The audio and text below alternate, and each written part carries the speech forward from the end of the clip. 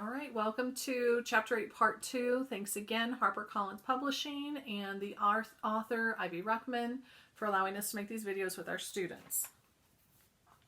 Mrs. Smiley hung on to Stacy's arm all the way down to the Darlingtons. As we neared their place, we could see firemen searching the 2 or 3 rooms where walls were left standing. In slickers, hard hats, they were easy to spot. Their lights crisscrossed in the dark, slicing eerily through holes in the bedroom hallway. We could hear their voices calling back and forth. Suddenly, Arthur came to life. "Hey, that's our house!" He grabbed the light from Stacy and went crashing across the yard. He and one of the firemen talked for a minute. "It's all clear. Move on," the fireman called to the others. He jumped to the ground beside Arthur, and they walked around to the street side of their remains. There, in the overlapping circles made from their lights, the guys spray painted a giant red X onto the Darlington cement foundation. Then the 2 of them came out to the street where we waited, bouncing together with our backs to the wind. "Do you all live around here?" he asked. Smiley and I gave him our names and addresses. He wrote it down on his pad, and that came out of his pocket. "Officer, please," Mrs. Smiley asked. "How bad is it?" I could see his shoulders sag in the wash of our light. He hesitated, slapping his huge gloves against his legs as we closed in to hear. "Ma'am, I wish I knew. Capitol Heights and Keister Lake were both hit before you were. Another one touched down north of here. Patrol cars are coming in from Hastings. They said there was some twister action around Phillips. That's all I know." I drew in my breath. Not Phillips. Not the farm. I was strangled by fear all over again. "Now you folks get out of here as fast as you can," he went on. "The power lines are down everywhere. The mainline gas has been shut off, but there's no guarantee that anyone's safe if they stay in the area." With the next jab of lightning, we left, and he returned to his crew. The sky grumbled all the way across and back again as I sent up one more desperate prayer. Even above the storm, I could hear the racket of my heart as it was banging against my ribs.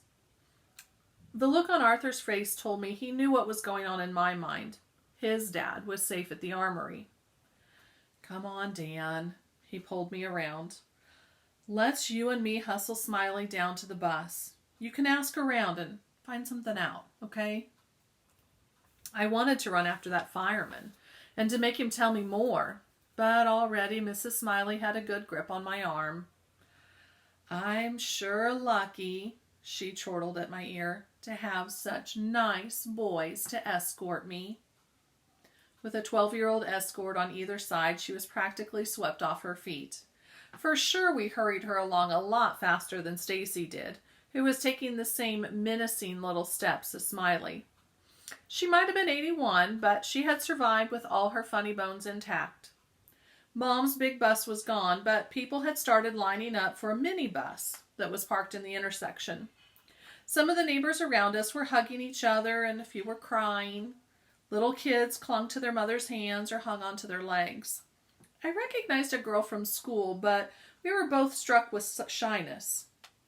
One older guy that we didn't know just stood there in the middle of the street, looking bewildered. When Arthur flipped a light on him for just a second, he didn't even blink. I think he was in a state of shock. A utility company truck pulled into the circle of vehicles as we arrived. A cop who had been sitting up flares walked over to talk to the driver. The whole scene seemed psychedelic and somehow unreal, as the flashing yellow and red lights turned raindrops into streaming colored beads.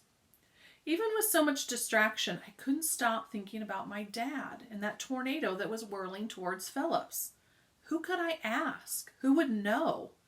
If only somebody had a radio going. Just then, several ladies came back to speak to Smiley.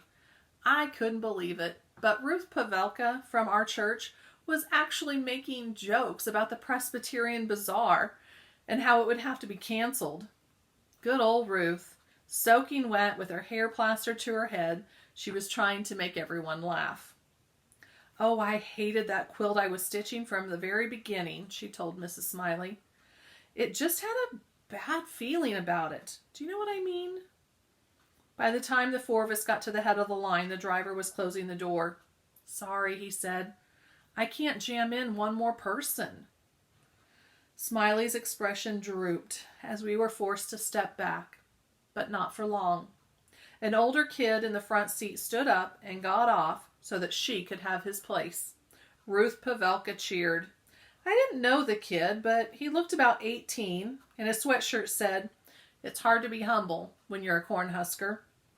The driver thanked him and then stepped down so that he could help Mrs. Smiley on, and suddenly she was in no hurry now that she had a seat reserved.